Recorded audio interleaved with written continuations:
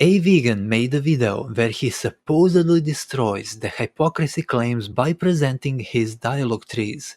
So let's see how that works. Or you'll see other people say stuff like, yeah, it's they can run away or something like that. Now, yeah, like those are really shitty responses, and we can get into that in a different video maybe. But there clearly are better responses, and responses that keep the burden on the carnist and they completely break them down. And that's my intention with this video. I want to introduce you to a method that will completely destroy carnists. Remember this part, it is going to be relevant a little bit later. So this is what I would generally do. uh, I'll just look at the carnist and I'll be like, can you just tell me what proposition do you think that we disagree upon? Because like why should I even talk about crop dust? Like what's the proposition that you think we disagree upon? Why should there be a proposition to begin with? Maybe I just want to find out what are his views on something like crop debts, and that's why I ask a question. And the topic of crop debts isn't brought up randomly. It is probably the case that there was already some back and forth. We need context. And presumably the carnist will say x, like x is going to be some proposition. Now again, they could say something like, oh, why do you vegans not care, like some kind of question. No, that's not what we're talking about. We want a proposition. So a proposition is going to be a truth up statement. Questions, commands, exclamations, these are not propositions. Well, that's funny, because when vegans ask others what is the trait which justify this or that, they're asking a question and not giving a proposition. The dialogue tree asks a question. Questions are not propositions. What is the proposition? This is P2 again, is just your view affirms a given human is trait equalizable to a given non-human animal while retaining moral value. It's assumed that the argument is being run on someone who holds such a view. So obviously you shouldn't ever find yourself at the deduction tree if someone hasn't already committed to a view that puts them in that category. So when someone asks me to name the trait, I can be like, I don't answer questions. remember one of the things he said in the beginning. There clearly are better responses, and responses that keep the burden on the carnist and they completely break them down. And that's my intention with this video. And later in the video, he said this. What you're doing is you are opening up yourself to some kind of offense. So the carnist will be like, oh, you don't think x is a value? What's the argument for that? And now you've successfully kind of screwed yourself because you took on the burden. The whole point of this entire dialogue tree is to firmly keep the burden on the carnist and never ever take the burden onto yourself. So it's arguing in bad faith. He wants only to place and keep the burden on others, so he could win in the debate. So now when you get a proposition from the carnist, you need to evaluate whether it actually is a proposition. A few minutes later. Presumably your interlocutor by now has given clarity on the proposition, so let's go with yes, it aims to be a proposition. Now the question is, do I agree with x? So do I look at this proposition x and I think, okay, yes, this is something I agree with? I feel like that's misleading. X is a proposition. It's either true or false, right? A proposition can be true and he could disagree with it, so we don't really need his agreement. Then there is no disagreement because you agree with x. So I don't see what's the point of even stating the proposition. There seems to be no disagreement. But what does that even mean? Imagine the proposition is, animals die for vegan taste pleasure. Him agreeing with it doesn't tell me is that morally an issue for him or not. So then I would have to do the unthinkable and ask a question. I know, it's terrible. But this is often not gonna happen. I think most of the times you'll probably get someone who is making a claim that is disagreeable, or you don't agree with it. Yeah, sometimes it's just trivially true, so there is no disagreement, but sometimes, yeah, there is disagreement.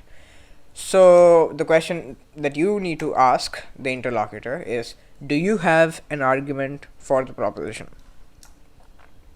Now, if they say yes, all you need to do is, okay, if they say no, you just say, oh, I don't have any reason to accept the proposition.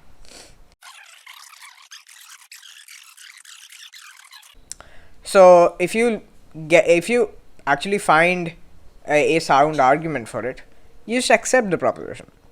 But if you don't find a sound argument from them, you just tell them, okay, I have no reason to accept the proposition.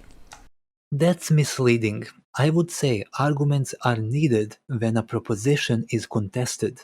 Some propositions are facts and don't need arguments. I could say animals are harmed in crop production. We all know that's true, so the argument is not needed. It wouldn't make any sense to reject the proposition in the lack of unnecessary arguments.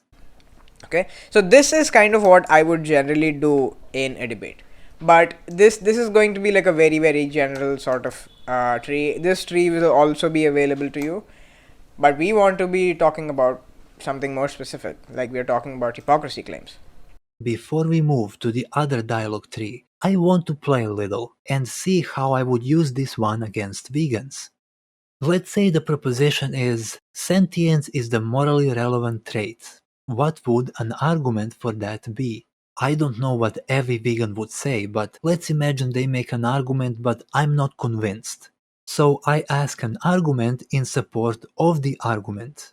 And knowing vegans, they would make an argument which is based on their ethics or ideological views I don't share. So they would have to have supporting arguments which could lead to argumentception and yield no results. Or they wouldn't have any arguments and I can dismiss it. For example, they might say buying bacon is rights violations. Well, what would be the argument? I'm probably going to disagree and question a premise or two. So they would have to support it and maybe to support that support, so on and so forth. It's not easy to convince someone of your ideological views, so they would probably fail. Using this method, vegans would constantly have burden to provide arguments which probably wouldn't survive scrutiny. And that's something vegans don't like. But let's move on with the video.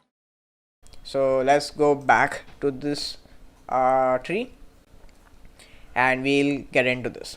So you see the colonists make some kind of hypocrisy claim like crop deaths though, mobile phones though, etc. Now, what you do first is you just ask them straight up, are you saying that I am being hypocritical? And if they say no, then they're not making a hypocrisy claim, and any kind of claim that's not a hypocrisy claim is not within the scope of this dialogue. So you just exit this dialogue and you go back to the general debate model if you want, like just asking them what's the proposition, get a proposition that you think is disagreed upon, and then ask for the argument, etc. But if they say yes, you are being hypocritical, then you need to remember something. You need to remember the definition of hypocrisy. So I've attached a Merriam-Webster definition of hypocrisy.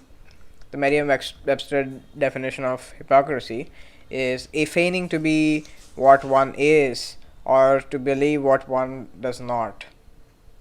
That's not very clear to me. But a behavior that contradicts what one claims to believe or feel. That seems more like what I would consider hypocrisy. And I've just made it simpler to understand. The definition of hypocrisy is basically that there is some discordance between one's values and one's actions. And what you need to do is to make sure that they are talking about this.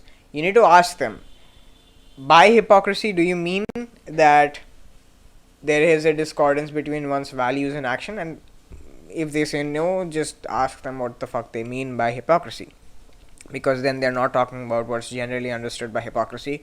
They're probably talking about something else. But yeah, assuming they are saying that there is a discordance between your values and actions, and they say yes, you need to ask them, what value do you think I have in virtue of which I am hypocritical? I just want to note that he asked 3 questions already. It would be hilarious if his interlocutors would be like him and demand propositions. Or maybe they ask a question, is your proposition that I'm saying you're being hypocritical? It's a question about proposition, and he doesn't accept questions. So there wouldn't be a way forward. Mind blown. And they say X. But remember, sometimes like people aren't very some of them are just not able to differentiate between values and rambling or whatever. So sometimes they'll probably just ramble, right? So you need to pause and you need to think. Okay, before that, I'll just clarify some of the notation here. So these orange boxes are going to be representative of the Carnage speech, and the blue one is going to be you speaking, and the purple boxes are going to be your internal thoughts. So these internal thoughts are not to be said out aloud. Okay, so yeah, you need to look at value X. Let's say they say you have value X, and now you need to see whether you actually have is value X a value at all. Like, is it even a value? Because sometimes it is just going to be some kind of ramble, and if you think it's no, you just need to go back to asking them, what value do you think that I have in virtue of which I'm being hypocritical? And you repeat this process until you get some kind of value, and it has to be something that you think is a value. If there is an issue with a value, there is no vegan dialogue to show that.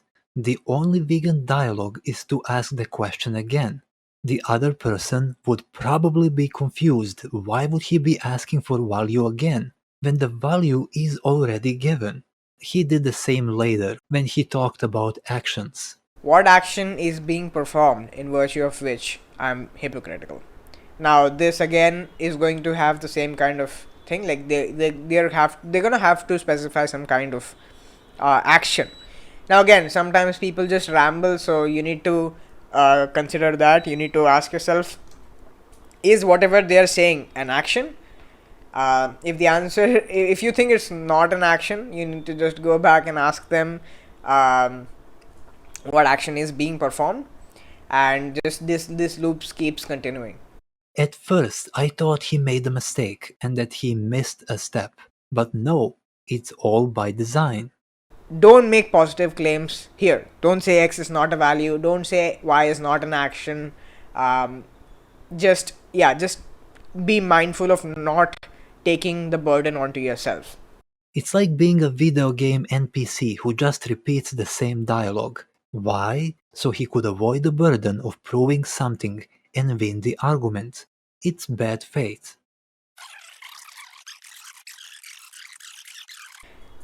And now you need to ask yourself, do I agree that the action is out of accord with my values? And this part is usually going to be an empirical claim.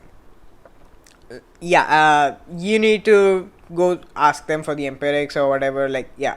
Just see if you agree that the action is out of accord with your values. Why would he have to agree with anything? There could actually be hypocrisy, but vegans could disagree with it.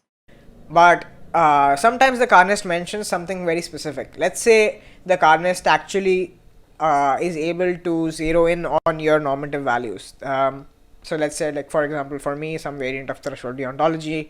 A threshold deontologist. Surprised? No one.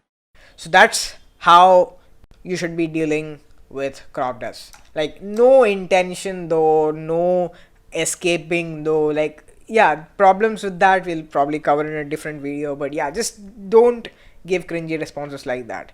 This is essentially the end of the video. He used his normative ethics to defend from one instance of hypocrisy claims.